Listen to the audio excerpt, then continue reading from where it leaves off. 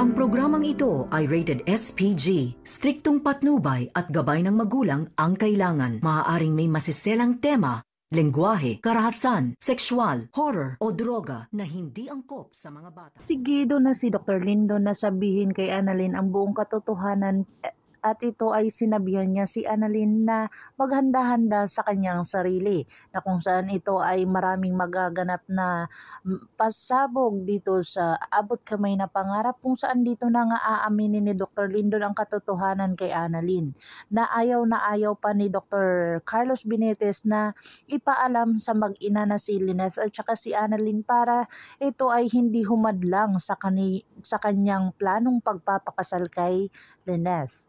At dito na nga si Dr. RJ Tanyag ay sinabi niyang maganda si Annalyn naman sa kanyang ina na kung saan dito naman nagagalit si Lynette na kung saan gumagawa na naman ng dahilan si Dr. RJ Tanyag para ito ay gulo na naman ang aabutin na kung saan dito na siya medyo nagagalit kay Dr. RJ sa mga ginagawa nito na kung saan hindi nga pwedeng bumalik ang kanilang pagsasama or ang kanilang kilig moments dahil sa may asawa siya.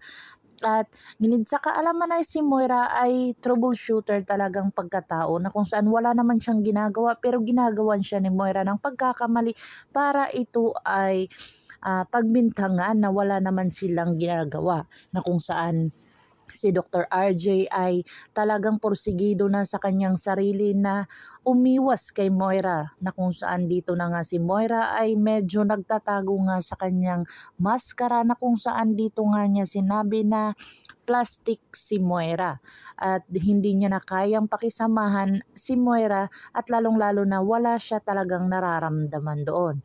At dito na sinabi ni Zoe sa kanyang nanay na napaka-bad mo kasi at dapat gawin mo na maging mabuti ka kay daddy para ito ay maging okay ang inyong pagsasama.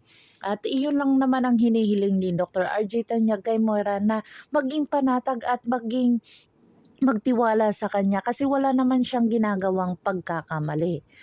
Abangan natin ang mga susunod pa na episode na ito kung matutuloy ang kasal nila Lynette at saka ni Dr. Carlos Benitez na kung saan nagbabatya itong si Dr. Lindon na sabihin ang katotohanan kay Annalyn.